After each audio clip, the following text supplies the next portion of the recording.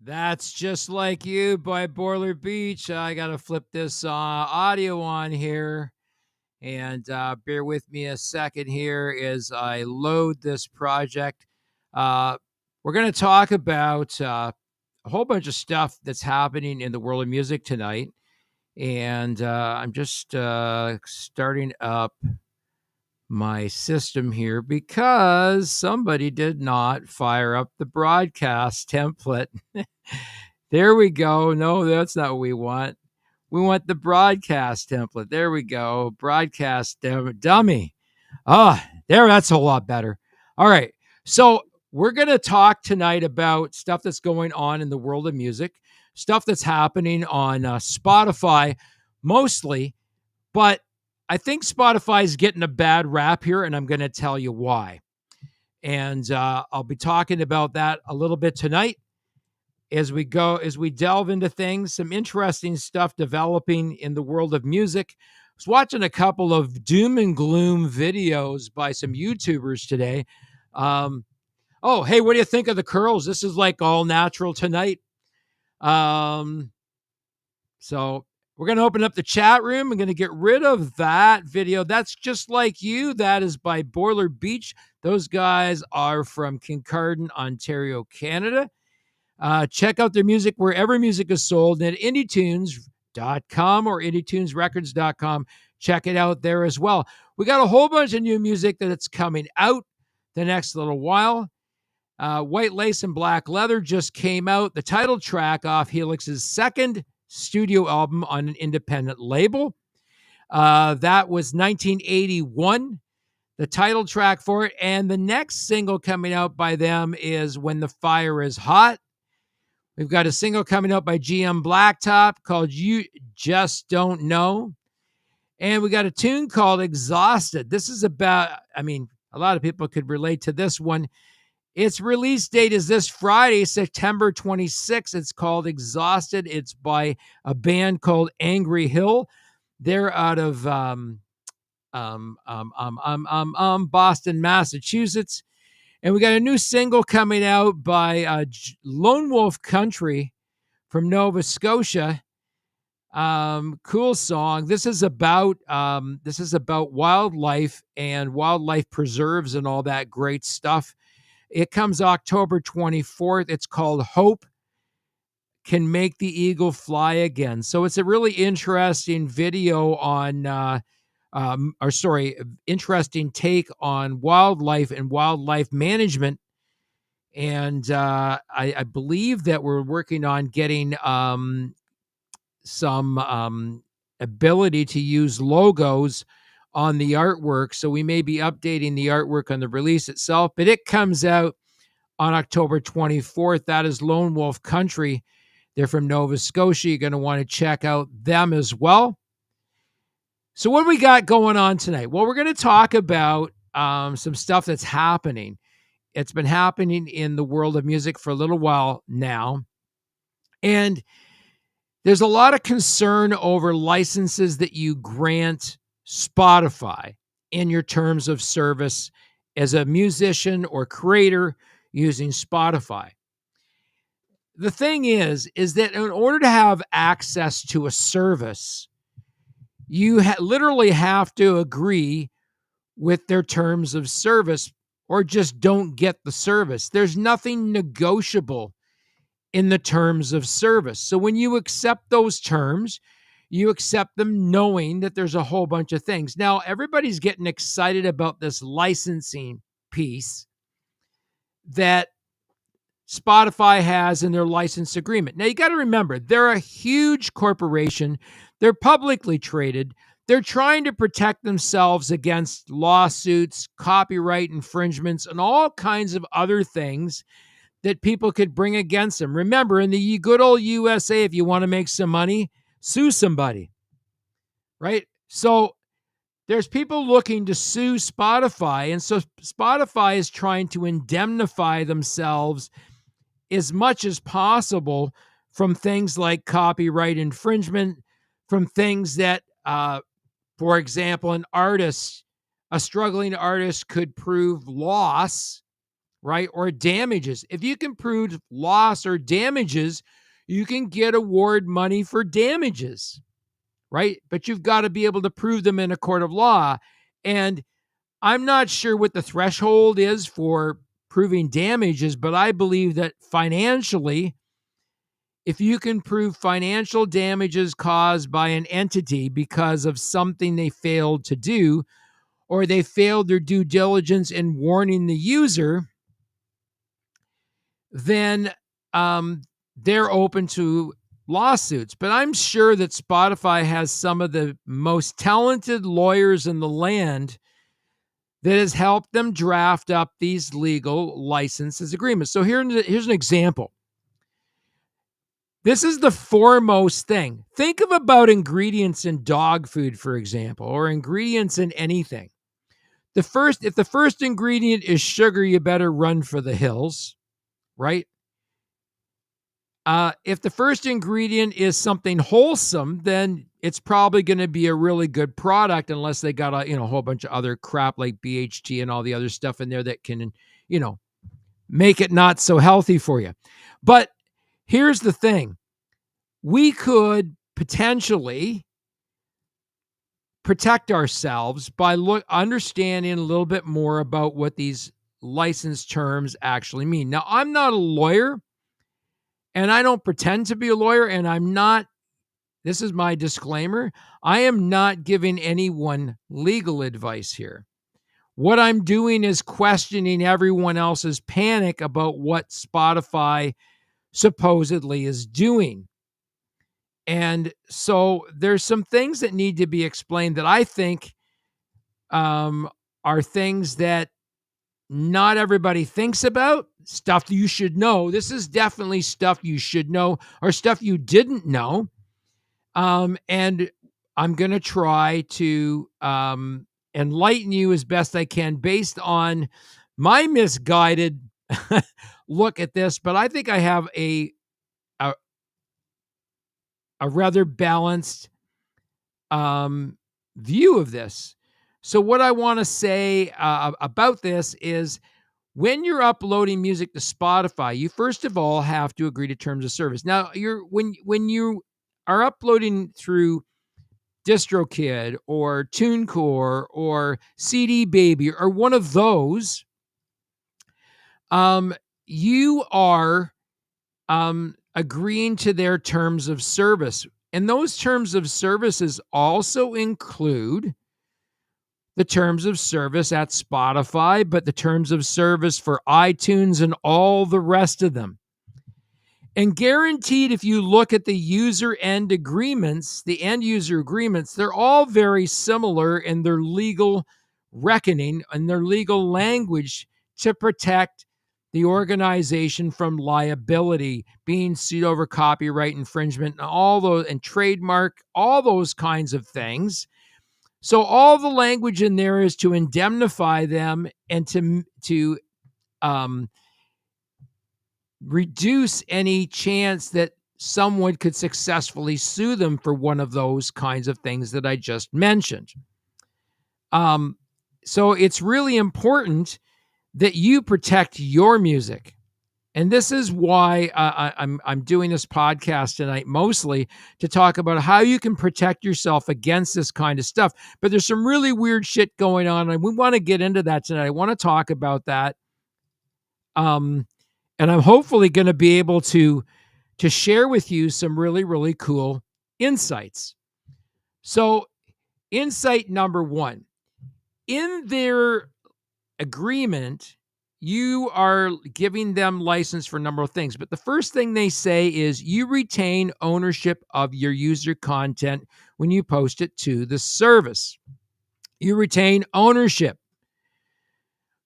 That means the content is yours.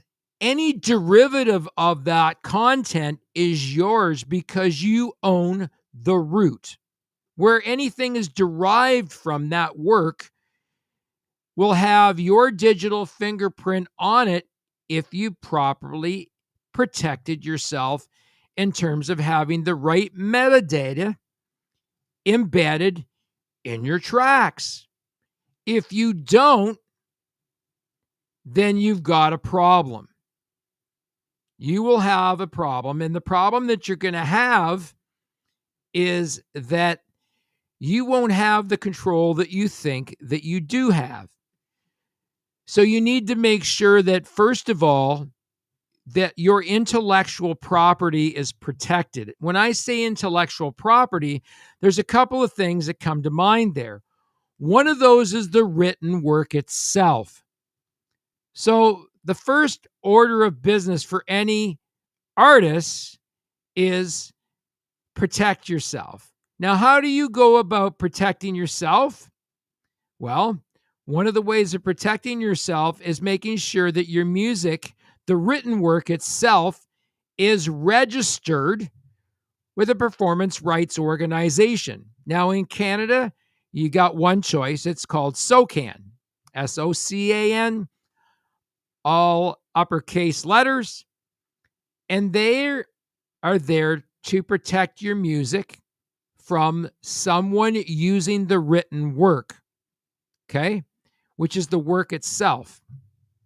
And so by registering that written work, you own the publishing 100%, or whoever registers that work.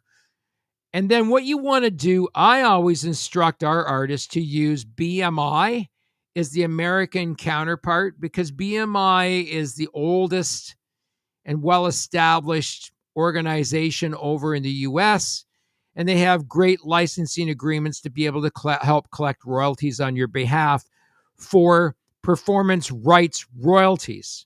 And also, if someone has made a request, if you've licensed your music properly, someone could apply for mechanical licensing of your music, which is a really great thing for you. That means someone wants to re-record your work. Here's a great opportunity for them to make some money and you to make a shitload of money for doing nothing but sitting on your hiney while someone else re-records your music and perhaps pushes it out through the stratosphere. Maybe it wasn't you. Maybe it just was the face of the new artist. I don't know. But that's how those things can come, right? Something like that could happen, which could be a blessing in disguise. The second is making sure that your digital music, the digital work itself, which is the audio recording, which is in the form of a digital wave master, is properly protected through a code, right? That it's encoded with a specific code called International Standard Recording Code, an ISRC. That is the digital fingerprint that says that song is uniquely yours. But there is a whole host of things at play here, and most artists miss this. There's stuff that they're not properly licensing. There's stuff that's not properly encoded.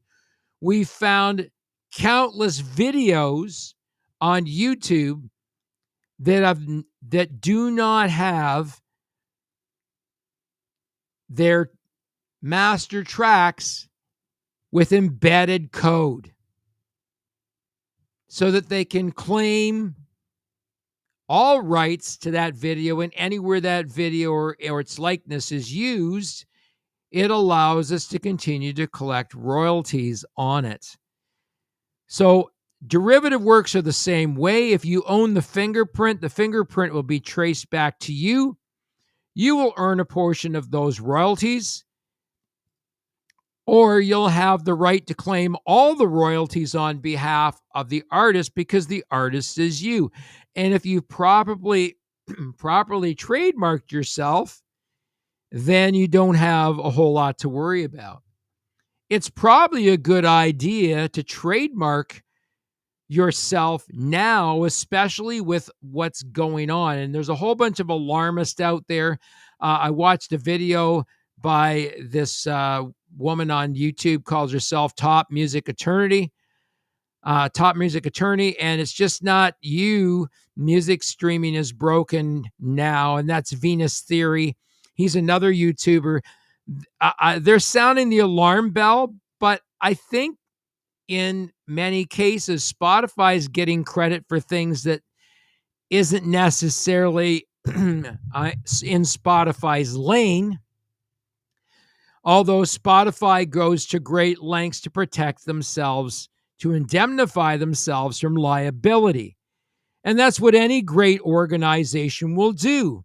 They will purposely protect themselves from liability, and in doing so, they are able to protect themselves from any kind of liability that's not within their purview. But it looks like it's within their purview because you're technically licensing them to do a whole lot of things. Well, in the contracts, in the legal disclaimers that Spotify has here, they said accordingly by submitting. So you retain ownership of your user content when you post it to Spotify.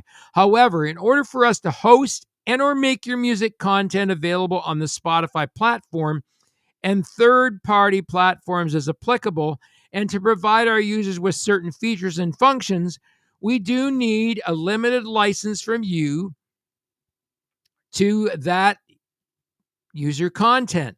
Accordingly, by submitting user content to the service, you hereby grant Spotify a non-exclusive, so you're not giving them exclusive rights, a transferable, sublicensable,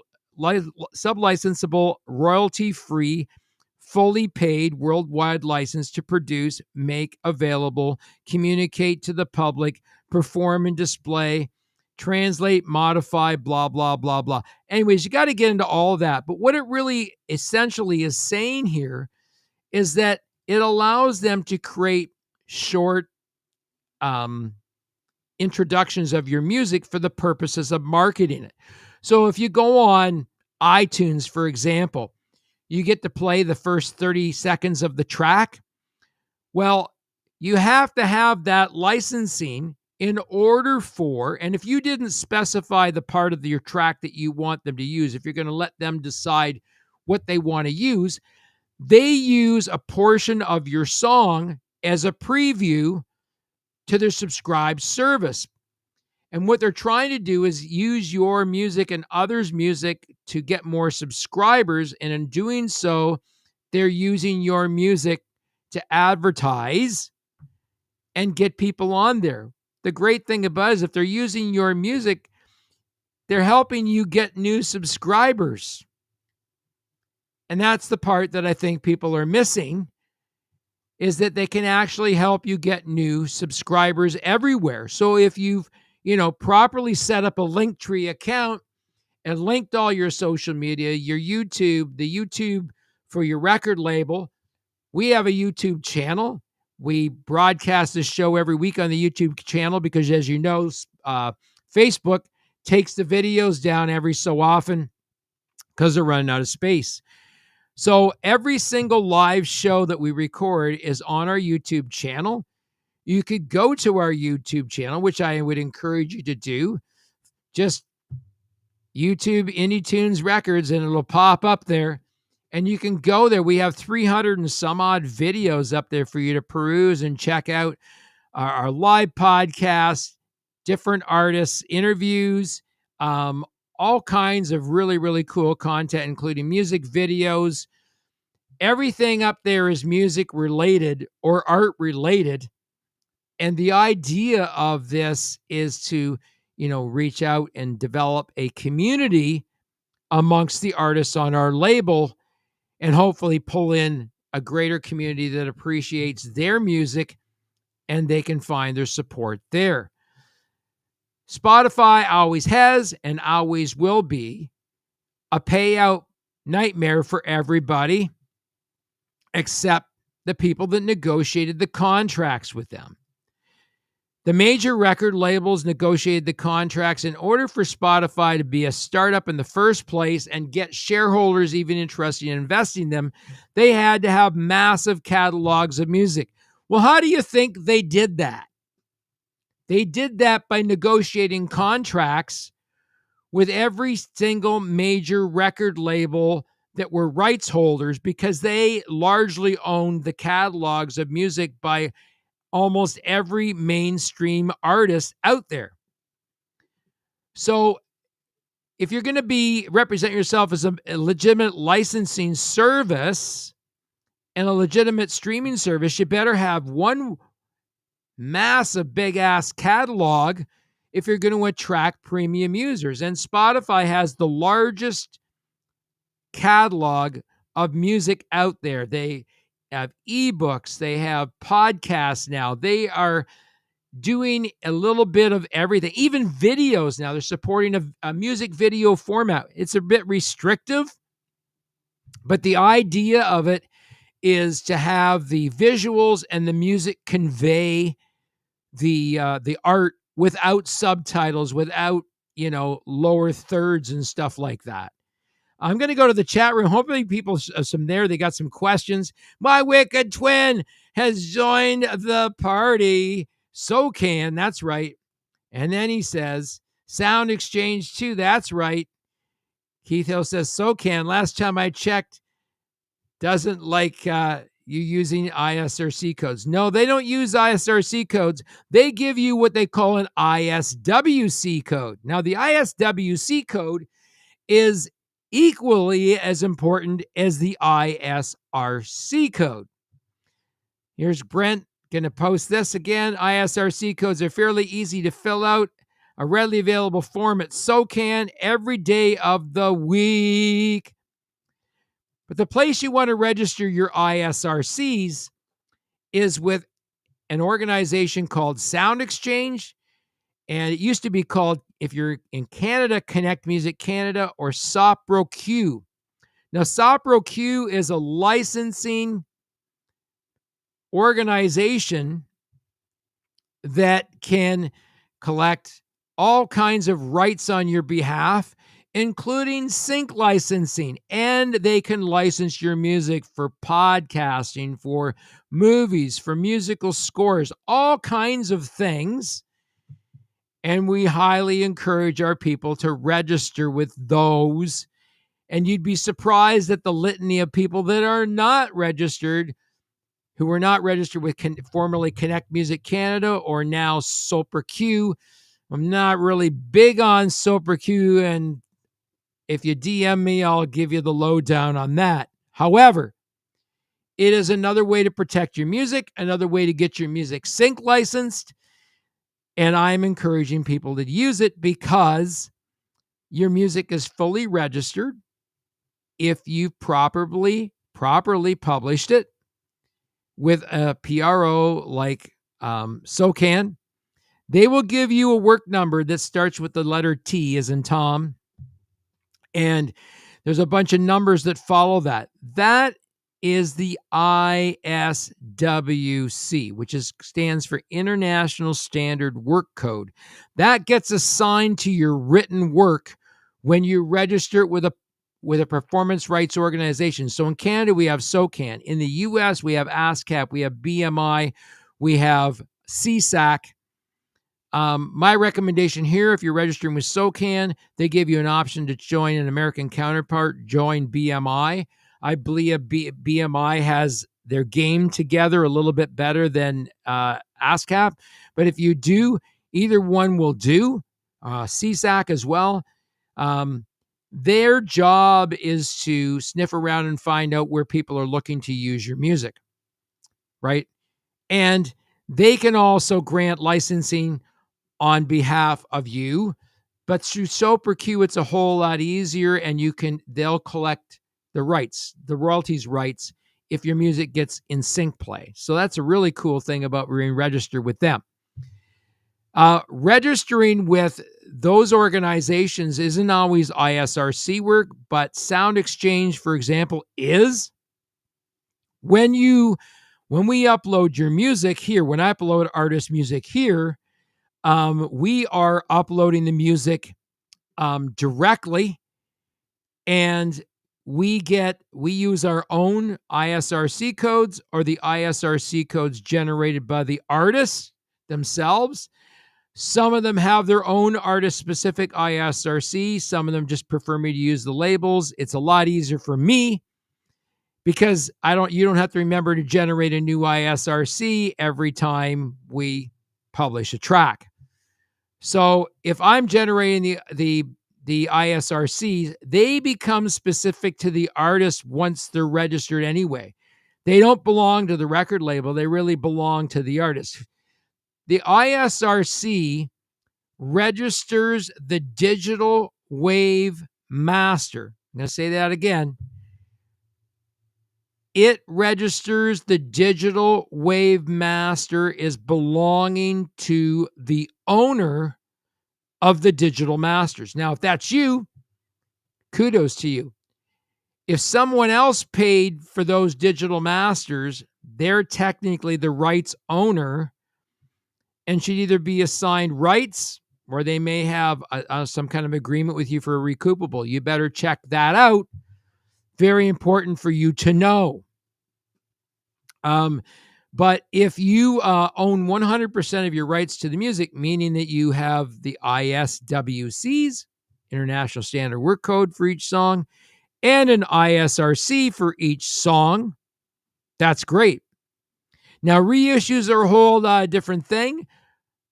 Second time publishing is a whole lot different thing, and most people don't have a clue about that stuff and what it means and what you need to do the second time around in terms of changing a thing called metadata or metadata. Metadata is all of the embedded data in an artist's work. I think currently we use, well, I know we use the most in the industry because I've had people come back and go, I've never seen anybody be that thorough in terms of, what you're looking for. But I'll give you an example. So the title, the track number, the artist name, the album artist, the year in which the work was produced, even right down to the date. If they have that specific, that's even better. The recording time, the specific recording time according to the MP3 and the WAV, and they're usually slightly different by maybe a second. Genre, okay? Listing the genre is extremely important, and being consistent in listing the genre or the secondary genre. I always tell people use rock and alternative. You can't go wrong. Composer, the lyricist, the producer, and then the publisher of record. And that's usually shared, well, in our case, it's shared between us and a principal who's a part of the artist or the artist themselves. Then embedded in there is the ISRC, the ISWC. There's copyright messages in there in terms of who owns the copyright for the purposes of what, right? So in our terms of service, the artist owns 100% of the copyright. We share copyright with the artist for the purposes of distribution. And the reason that we do that is it protects my label from getting a copyright infringement or a copyright claim. And we make copyright claims on the behalf of our artists all the time. I get emails consistently about, oh, your artist's music was played here on Facebook, and we claimed the rights on behalf of the artist. Thank you very much for doing that. That's an AI feature, which is a very, very good feature. So this is one of the good things about AI. Now we're going to talk quickly about the downside of AI and some stuff that's been going on in the world of digital music. So Venus Siri, if you don't, I'm going to post his video here. You should watch it. It's very educational. I've had him on the show before, and I might bring him on the show to see if he'll come on and talk about this topic, because the video says it's not just you. Music streaming is broken now. He posted this video 2 weeks ago. It's got 530,000 views. So that tells me he's on to something. However, there's parts I don't necessarily agree with unless he has information I don't have. The blame still seems to go on Spotify for Spotify's ridiculous terms of service. However, if you want a service, remember, Spotify owns the service. They have the rights to set the terms. If you don't like the terms, which are non-negotiable. It's the same as the terms that we offer our artists with the label. They're fair but non-negotiable. I don't want to get into negotiating specific contracts with every artist on the label. I think everybody should have a level playing field. I think everybody should get the same deal. And that's what we do. It doesn't matter, whether you're an A-lister or a Z-lister, you are going to get on the same playing field with the label in terms of how we manage your music, because this is about giving everybody an equal leg up. Now, other bands are already going to have, the most well bands are already going to have an advantage over the unknown artist. If you want to fail on Spotify or any streaming services, if you're an unknown, you don't have much of a following, you don't even have some Spotify followers, don't release an album.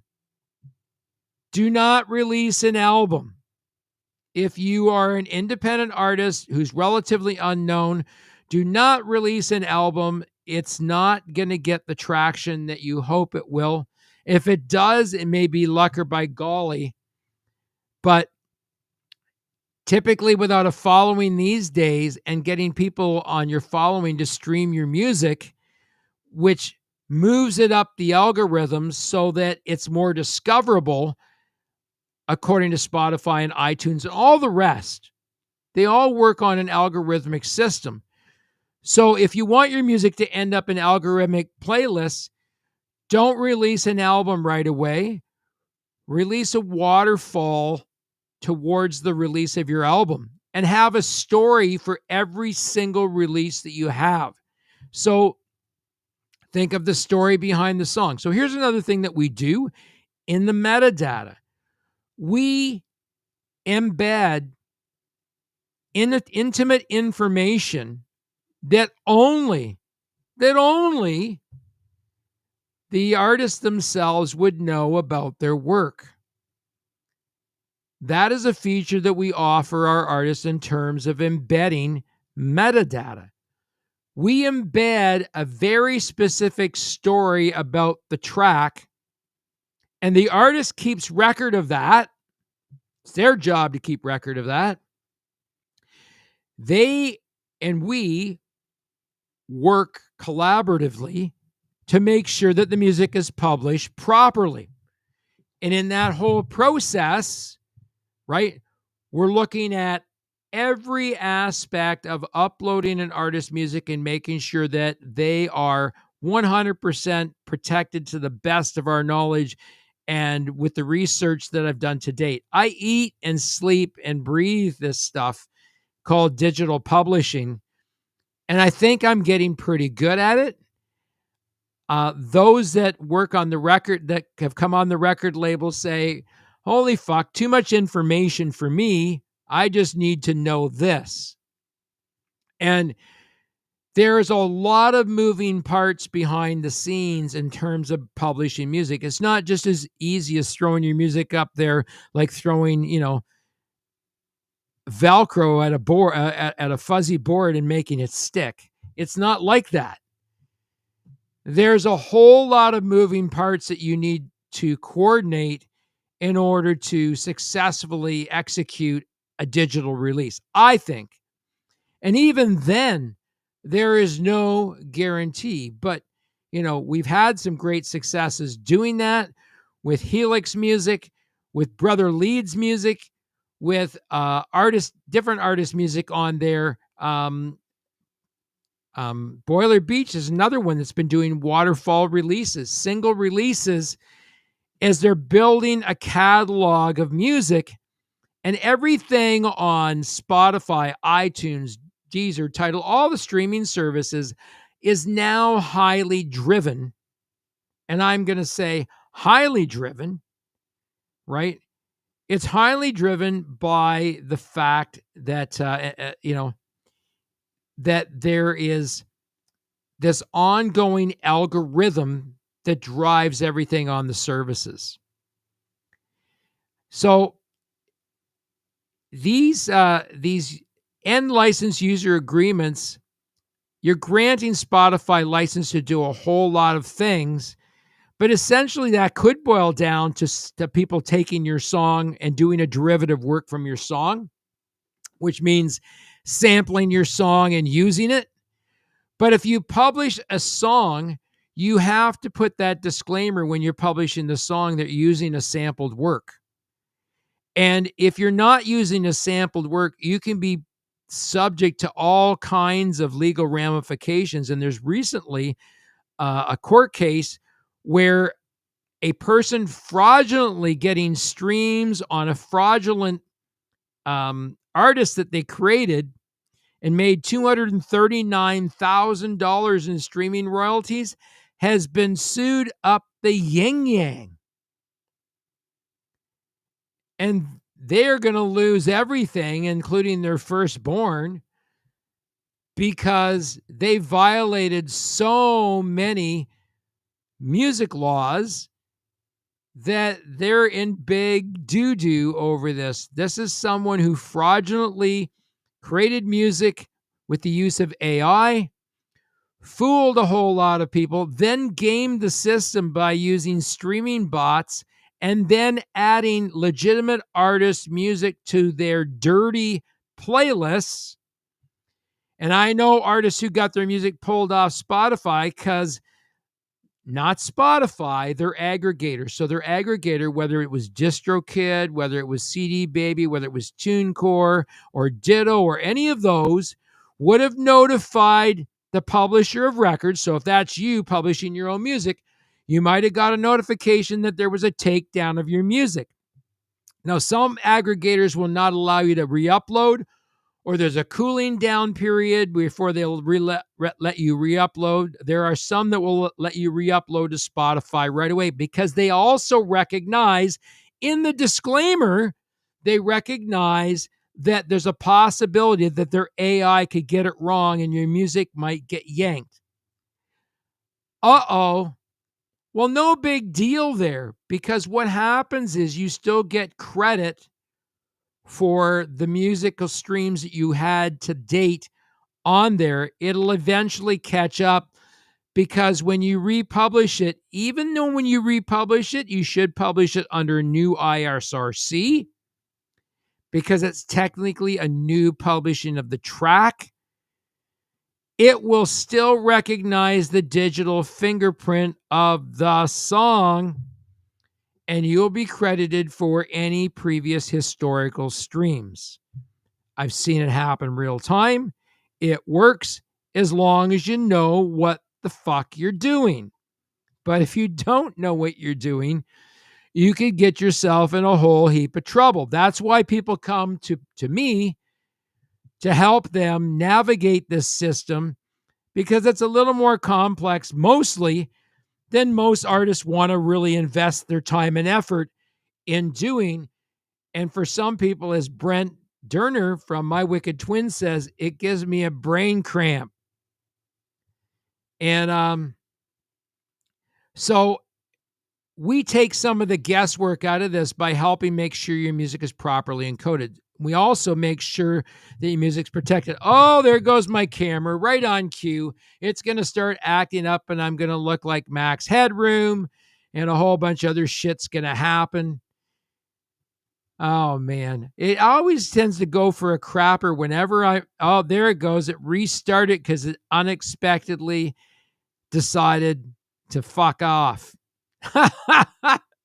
Oh, well, I will have to select a new video. Hopefully it restarted properly. Let's take a look, see if we can find me on here. There's the drum kit. That's not the right one. Oh, there it is right there. And right now it's like unable to access the camera. Isn't that freaking lovely? Okay, so let's try that again. Oh, we got USB there now. So let's just see if we can select the right USB camera. Don't you love technology? Technology always oh, there it is. Well, right now I'm just a talking face there, because this is only going to give you my drum kit, and this is not going to give you anything. Maybe you want to look at my drum kit. Why not, right? Hang on a second. USB camera. No, It's not giving me the USB camera. Oh, there we are. We're back. All right. So the ISRCs, the ISWCs, those things offer digital fingerprint protections and like I said, we embed very specific data into the tracks, and my camera's taking a shitter again, so it's probably gonna reboot and probably have to come up with a new camera. Oh, look at that. Isn't that freaking pretty? Hang on a second. I'm going to switch some lights on here for a minute.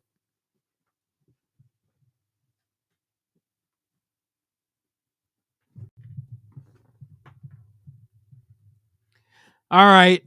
Don't go anywhere, folks. Hold that dial. My camera's fucking up. I'm going to do a couple of things here really, really quick and go to a different camera. Let's go to that one there. There we go. There, you can look at my kit. This is our studio kit. It's a little messy up there. We just had a rehearsal the other night and a recording session here in the studio. I'm going to unplug my camera and plug it back in. Maybe that'll fix the problem. We'll see. Take a look at that. If you got questions, please put a question in the chat room.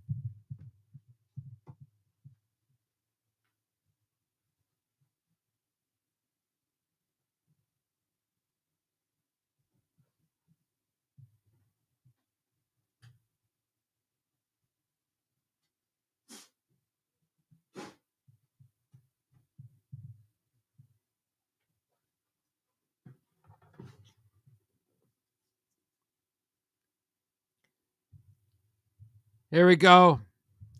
All right. So hopefully I can get back on camera here. You don't need to see me. Just listen to me if you want. You can look at that pretty drum kit there. I have a full view of the studio as the front end of the studio as well, but it's a little messy. Like I said, because we had a rehearsal the other night. I'm going to go back to my video here to see if I can get my other camera on board. Oh, there's a shot. There's a wide angle shot of the studio from above. Bird's eye view, which we really like doing. And of course, we have the overhead view of the drummer, which is really cool. And we can provide 3 different views if we decide to live stream from the studio. We've done that before as well. How does the meta... Okay, here we go.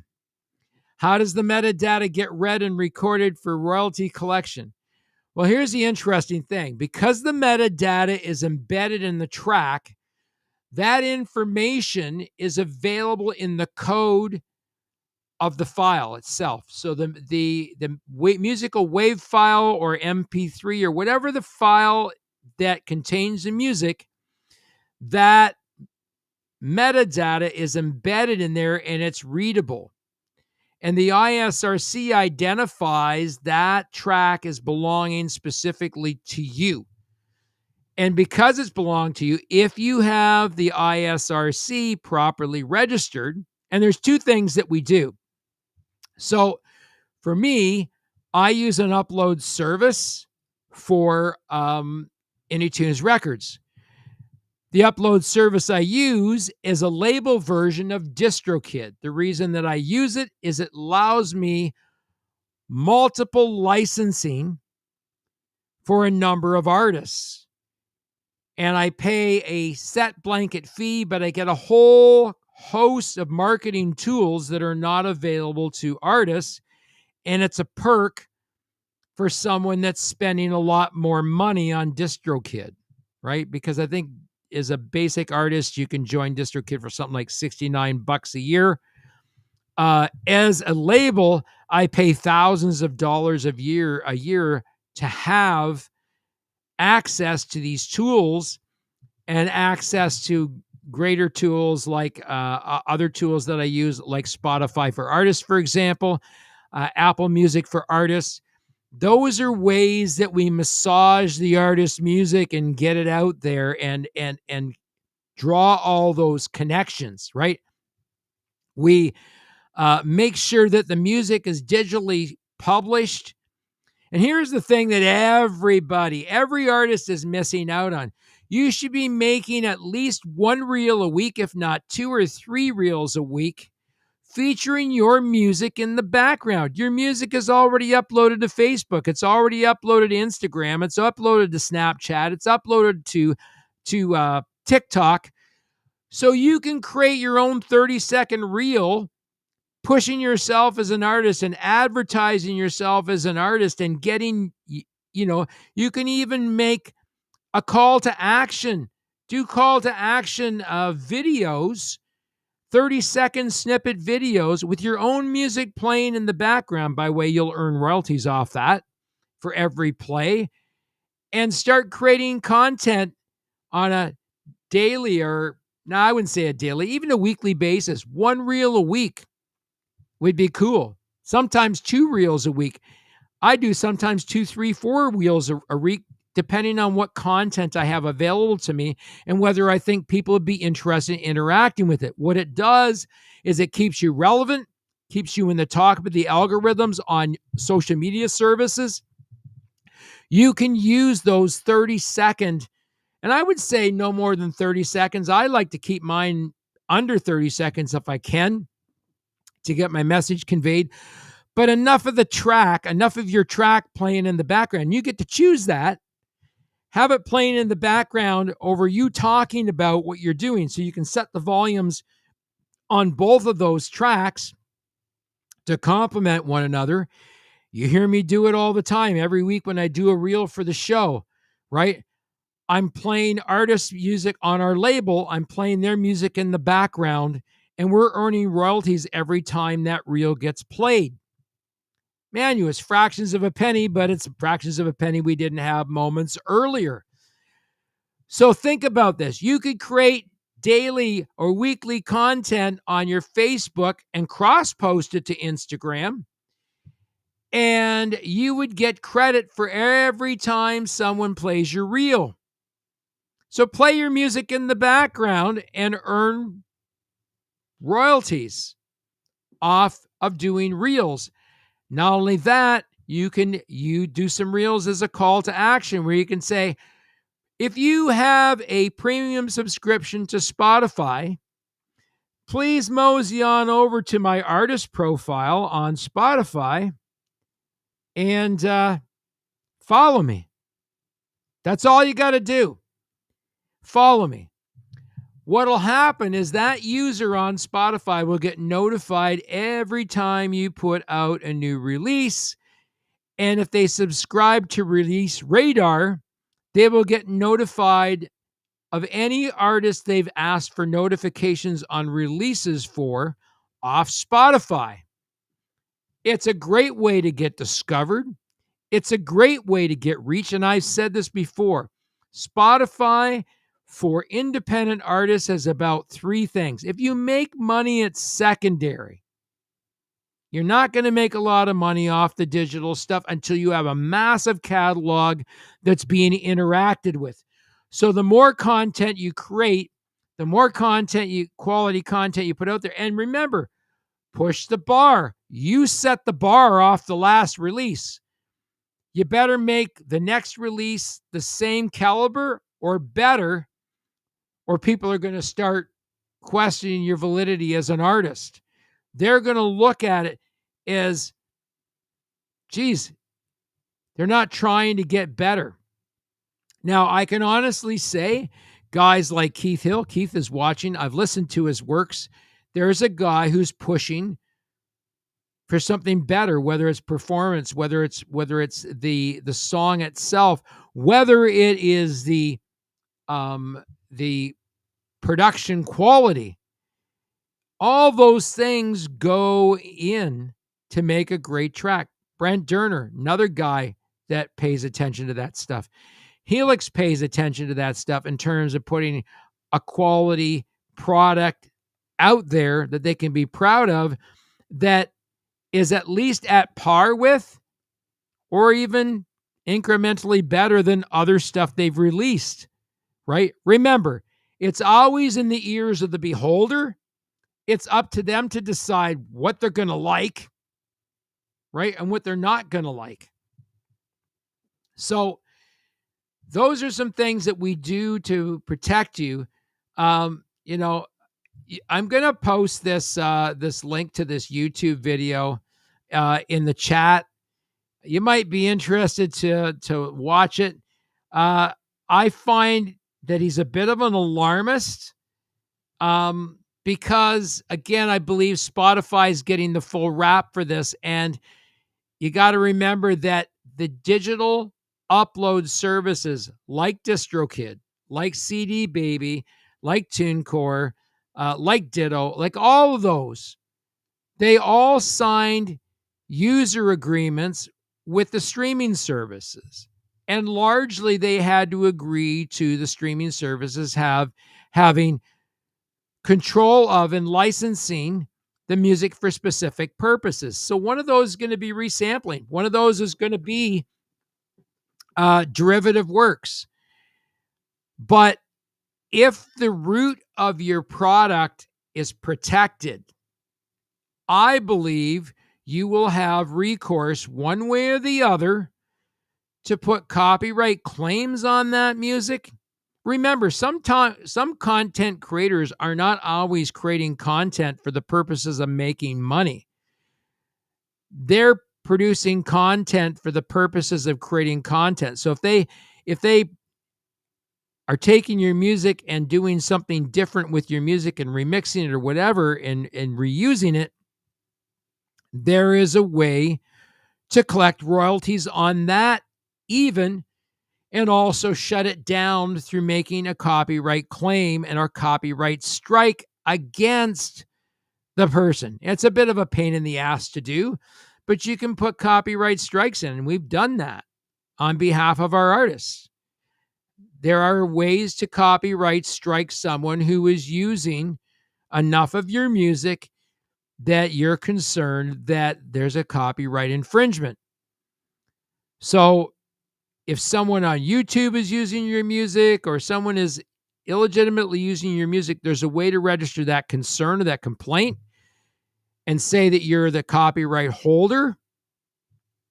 And they'll verify that through electronic means. And if they verify that you're electronic holder, they'll do a couple of things. They'll take down the content, or they'll give you the option of sharing the ad revenue with the person who posted it. If the thing goes viral, do you really want to miss out on a good, a nice piece of that?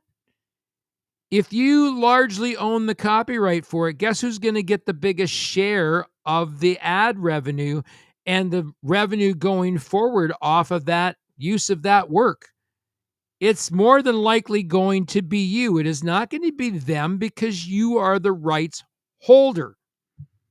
It's very important that you find as many avenues to register you as the rights holder, even so far as trademarking your name as an artist.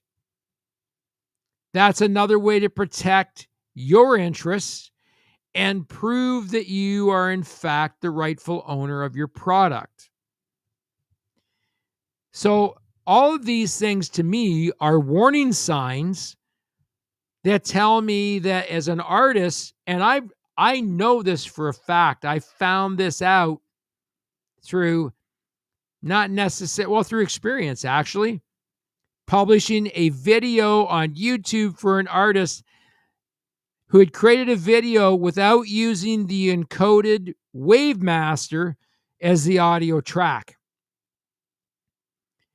Now, maybe I can talk about that on another show because we're coming up to the end of the evening. And I want to thank you for joining me and enduring and staying here. I hope you found the content interesting. I sent you the link there. I'm going to send you this one. I don't know. When somebody calls themselves, top music attorney, they got 170,000 subscribers. Okay, I think she's got some legitimate stuff to say. Again, is this alarmist? Is this all factual? Is it all correct? I think that there's a lot of moving parts here. That's all I'm going to say. There's a lot more moving parts than most people can keep their eyes on. And people forget why these streaming services came to be again. And I feel necessary to go back and offer a history lesson on Napster and LimeWire and file sharing services and how we got to where we are today. Because we didn't get to where we are today because of happenstance. A lot of shit happened. With that said, I'm Kenny. This is the Indie Show. You are not Kenny. Have a great end of your week, everybody. And we'll see you next time on the Indie Show right here. Remember, I'm Kenny and you're not.